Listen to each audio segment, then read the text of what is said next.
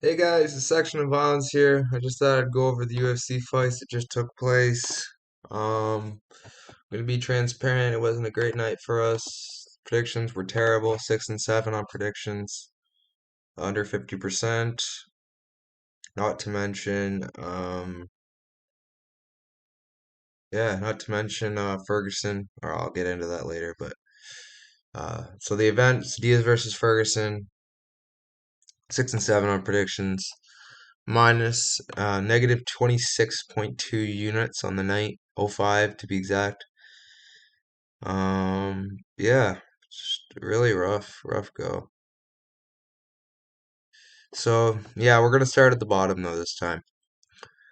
So Johan Lainesse versus Darian Weeks. Now Darian Weeks, looking at his record, being 5-2 or 5-2. I wouldn't think he has that bad of fight IQ, but man, does he have bad fight IQ. He's not that well rounded. His wrestling is weak. His striking is weak. I thought he'd cause Johan a little more problems. He didn't. Johan dominated, in my opinion. I don't know why it was a split decision. Whatever. I'll take it. Johan won. That was our underdog cash. I'll take it. Um, yeah, Johan's really gonna need to improve a lot before I start confidently picking him again because he has a lot of holes in his game. But he seems to be improving somewhat, so happy for him to get the win. But yeah, 1-0 so far. But moving on to our next fight of the card, we had Elise Reed versus Melissa Martinez. Now, Melissa Martinez previously was undefeated, not losing to many girls. By many, I mean none. Um, but by the look at her performance, she clearly hasn't fought anyone good because her fight IQ, wrestling is not the greatest. Fight IQ isn't good. No power. Like, fuck, it was hard to watch. She got rocked early. Elise just did what she had to do. Had a great third round. I should have taken Elise Reed. She's even though she got her ass kicked by Sam Hughes. Sam Hughes is a pretty good fighter. Elise Reed is a decent fighter. And Melissa Martinez is a subpar fighter. That is what I came to terms with throughout this fight. Elise Reed had a rough second round, good first round, and a good third round, which scored her the unanimous decision. I thought Melissa Martinez maybe been able to edge a split, but nah, she gave all of that hope up in this third round. It was what a bad round for her. She just showed all the fucking terrible fight IQ I'm used to seeing from women's MMA. But whatever, at least Elise Reed is improving, and you know some things make sense, I guess. But yeah, moving on. We had Chad Anheliger facing Alateng Haley. Now, Chad Anheliger, he's faced guys like Gafarov. He's beat guys like let's see. He's beat guys like Craig McLean. Oh, I don't know about Craig McLean, sorry, but Brady Heisted. Um, Knocked out Jesse Strader. I thought he'd have a lot better of a striking game. The power. Facing guys like Gavrov and Strader, you'd think he'd be used to power, but I don't know. I guess that Chinese power is different because when he hit him, he did not like it in that first round, especially. The third round was just terrible fight IQ and just getting out grappled. So clearly, he's not a wrestler or not that skilled of a wrestler. His ground and pound defense was weak. Um, yeah, just a lot of holes. I didn't know he had. Like I knew he had holes. I just didn't know it was that many. Alahitang Hali still has holes, but he's looking more crisp. That's fucking fight ready team has got great guys over there for him. He's gonna keep improving. Happy for him, but knowing him, he's probably gonna get knocked out by some subpar guy next fight. So whatever. Chad and is a flop. I'll just treat him as so. He's like a hit or miss type of fight. So yeah, 1 and 2 so far going on the card. This is when we started getting back on track somewhat. I'd say So Norma Dumont versus Danielle Wolf. Danielle Wolf is 39, 38 years old. She fought like she was in her mid 30s, early 30s. She didn't seem too old. She had good pop in her punches. But yeah, she just did not have much to offer Dumont. Like she had no kicks, no grappling, nothing really. Even she got outboxed, and that's her main forte. Norma Dumont dominantly won. She could have even got a finish if she wanted to, but I'm happy she got the decision win. I had Dumont winning by decision. She won by decision, and that's good for me because we went to tied at 2-2. But now, what really fucked us on the night? Moving on to Chris Barnett versus Jake Collier. Now, Jake Collier is a disgrace to mankind. He is a disgrace to his family. He is a disgrace to the UFC. He's a disgrace to every male athlete. He is terrible. How in the world do you almost go from finishing a man with the body shape of someone who's been off, like on the couch for like 5 years, and a guy who with no grappling, with baby punches for heavyweight, and his kicks are like a dime a dozen they land or not. How do you lose to someone like that? You know how you lose? You're shit yourself. Jake Collier is a lump of garbage. I don't know how the hell he somehow managed to get a close fight with Orlovsky. I'm happy he got robbed. He doesn't deserve any success. He deserves to retire and die from diabetes. Okay, I gotta stop before YouTube fucking starts getting really freaking pissed at me. So, but yeah, Jake Collier is a disgrace. Chris Barnett should never have won that fight. He won the fight. Ruined a lot of my parlays. 11 unit swing on the night. Wouldn't have really made that big of a difference, but it would have at the same time because we needed a plus unit day. Could have been close to one if Collier did his job. But yeah, disappointing outing. Probably one of the most disappointing outings on the night. But moving on to a great performance from my guy, Dennis Tiuliulin. Dennis Tiuliulin. I know my guy Bert was on Jamie Pickett. A lot of guys were. I just knew Pickett's soft mentally. And Tiuliulin is a beast. If you can't knock him out, you're not going to beat him. Or if you have great cardio, you could beat him. But you cannot just beat him being a timid soul in point fighting. That won't work. So Dennis Tiuliulin put the pressure on Jamie Timid Soul Pickett and literally beat the shit out of him. Like it reminded me of the fight. What was it? Nurmagomedov versus that Ukrainian guy. Like that was brutal. Like that was a brutal finish. That was violent. That's you could tell they all trained together. Dennis, Nurmagomedov, Strickland. They're all savages, nutcases. But yeah, moving on. Very happy Dennis cashed my second dog of the night. Very happy for that. But yeah, moving on. The main lock I had for the card was Jailton Almeida. I thought he would get a TKO with Anton having some grappling. Turns out he has not a lot, just enough to beat mid-tier guys. Jailton just completely controlled him, nullified any game he had, and subbed him.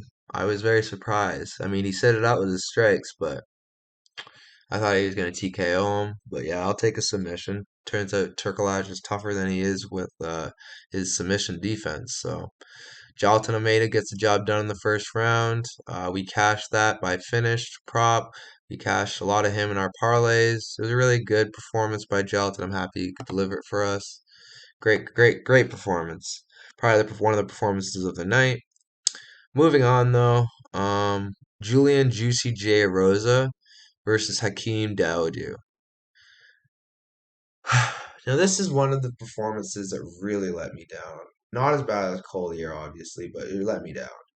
Dawodu, I had a 3 unit max on, being the much more crisp striker with I thought good takedown defense.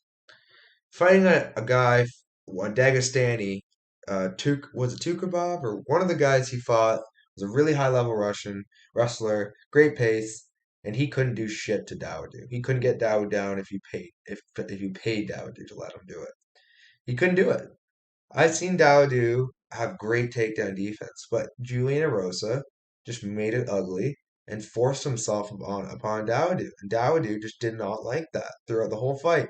He got rocked early and he just never recovered. He just literally like he landed a few nice elbows, but like Erosa was already in his groove. Like it takes a lot to take a guy off his groove. Like I was really really pissed watching the fight. Dawodu really let me down, and it's proving that there's not going to be a Canadian champion for like the next I don't know how many years. Like it's kind of sad. We can't get a prospect like a consistent one. It's pretty sad. And Anheliger, Dawodu, they both let me down tremendously. But yeah, Erosa looked great. I know he's inconsistent, so I don't hold it. I don't treat this win as like, oh my God, he's going to be a champion. Oh, he's going to be a top 10 fighter. It is what it is. He's going to keep beating guys who some of them he shouldn't beat, some he should, and lose to guys he should beat as well. So that's just how his career has been. Very happy for GCJ and his fans, but I'm really pissed for Canada. We have just, yeah, we've been shit in the bed as far as talent lately for Evo MMA. Like we have Aaron Jeffries.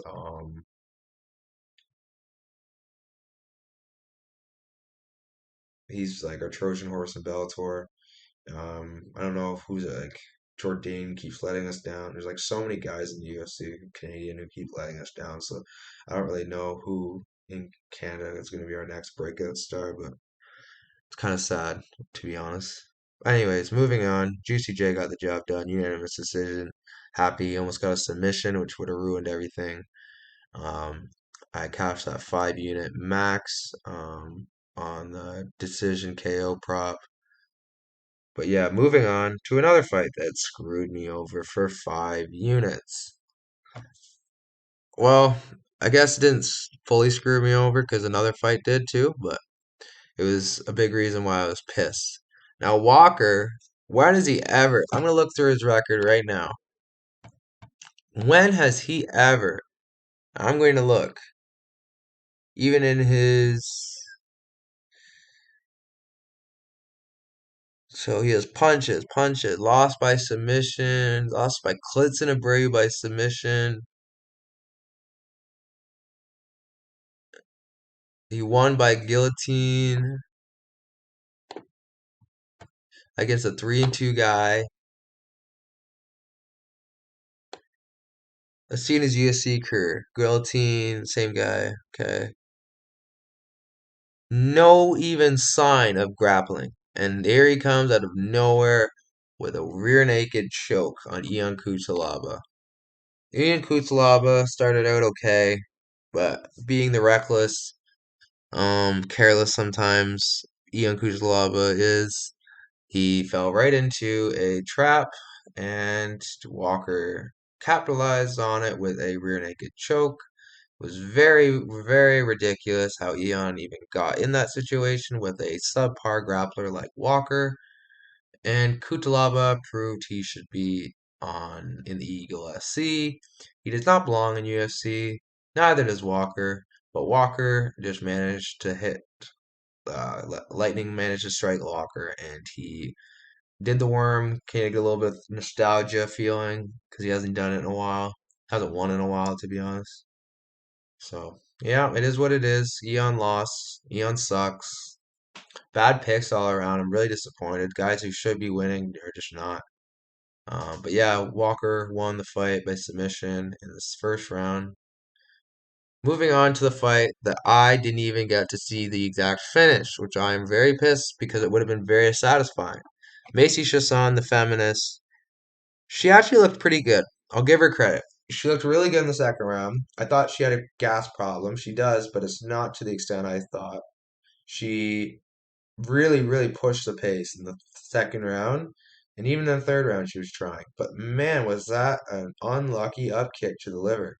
Like, I've never seen that before. No one has ever done that before. So it's like, I'm seeing new things and I'm realizing, like, MMA is like one of those sports that, like, anything can truly happen. Like, I could do a backflip and break my foot, and the guy win because I broke my foot doing a backflip. Like, it's just weird, bro. Like, UFC's weird. And so is a lot of MMA, but mostly UFC I find because it's just the most pressure, and they tend to choke under the pressure. But yeah, anyways, Irene Aldana, she got the win by KO. I had that, and I had her straight, and I had her 2 unit, plus 1 unit by finish. So it was a great, like 3 unit cash from Aldana. Great performance by Aldana. Second round was rough, but happy she bounced back and got the win. She needed that, and I'm happy Macy lost because she is annoying and she missed weight again. So screw her. Moving on to the featured fight of the card, we had a fight between Daniel Rodriguez between Li Jingliang.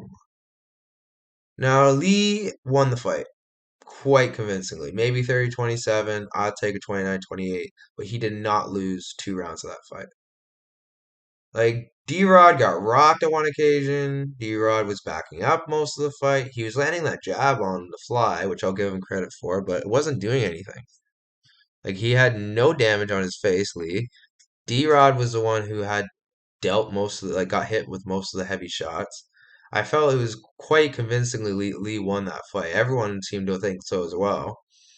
But, of course, we get robbed. D-Rod gets the love from the crowd, love from the judges, and he just gets that win by split decision. Shouldn't have been his win, but whatever.